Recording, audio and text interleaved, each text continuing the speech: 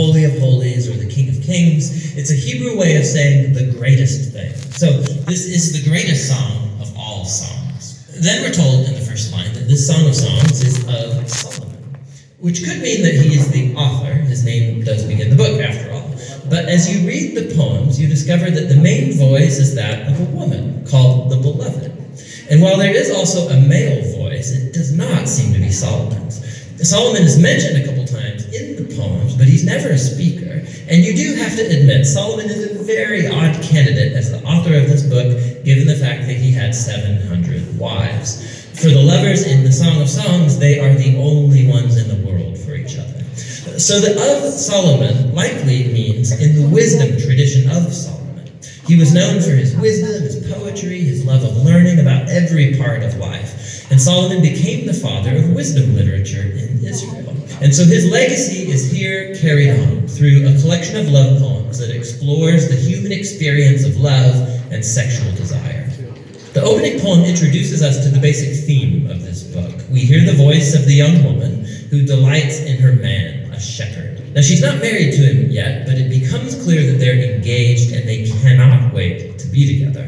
From the introduction, the poems flow back and forth from the woman's voice to the man, shifting from scene to scene without any kind of clear linear sequence or storyline. The poems move in these symphonic cycles, and key images and ideas get repeated and developed. So, one of the basic themes uniting the poems is the intense desire that this couple has for each other, expressed through their constant seeking and finding. So after the opening poem, they're separated but on the hunt for one another. So the woman calls out, or she'll wake up from a dream or go looking for her lover, and more than once they'll find each other, they'll embrace, and then right when things start to get a bit racy, the scene will suddenly end, and a new one will start. They're separated, looking for each other, and on it goes. Another repeated theme is the joy of the couple's physical attraction for one another. So multiple times they'll pause and describe each other with these elaborate metaphors. And here it's very helpful to know that these images and metaphors in Hebrew poetry are not primarily visual.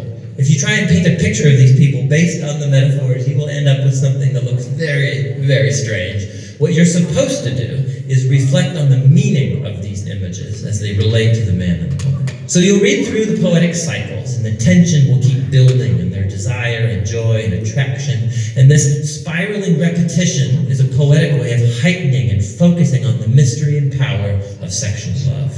It all comes together in the conclusion, which pauses to summarize what these poems are all about. Love is as strong as death. Its passions are as severe as the grave. Its flashes are of fire, a divine flame.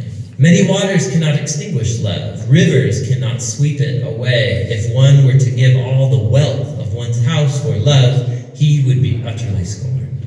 The poem highlights the power and the intensity of love, how it's both beautiful but also dangerous.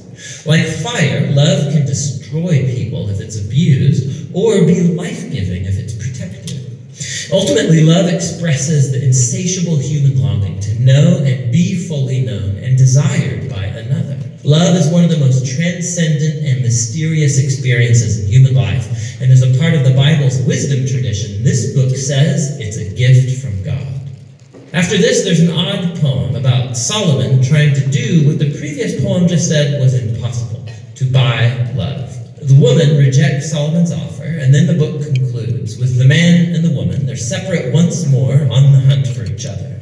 He calls to hear her voice, she begs him to run away with her, and that's how the book ends. Just totally open-ended. But that's a lot like love, which never truly concludes, because there's always more to discover and pursue in your beloved. And so true love has no end, and neither does this book.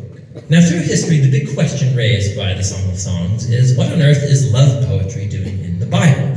There have been three main interpretations of this book throughout history.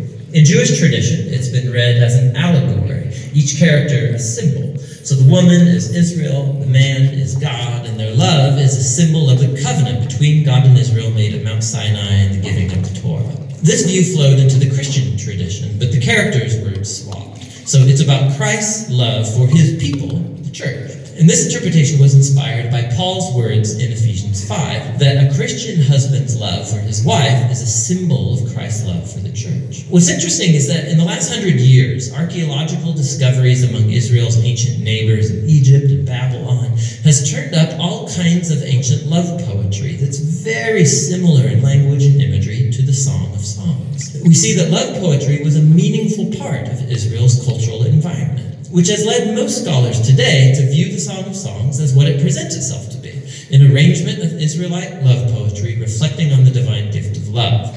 But that doesn't mean that it's only ancient love poetry.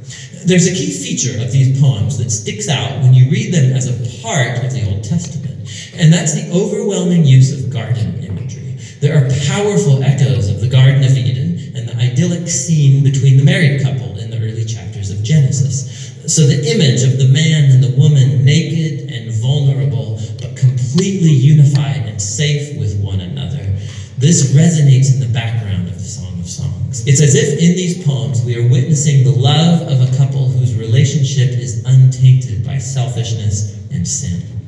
And so ultimately the song holds out hope that even though our own relationships are so often distorted by selfishness, love is a transcendent gift. And it's meant to point us to something greater, to the gift of God's love that will one day permeate and transform his beloved world. And that's what the Song of Songs is all about.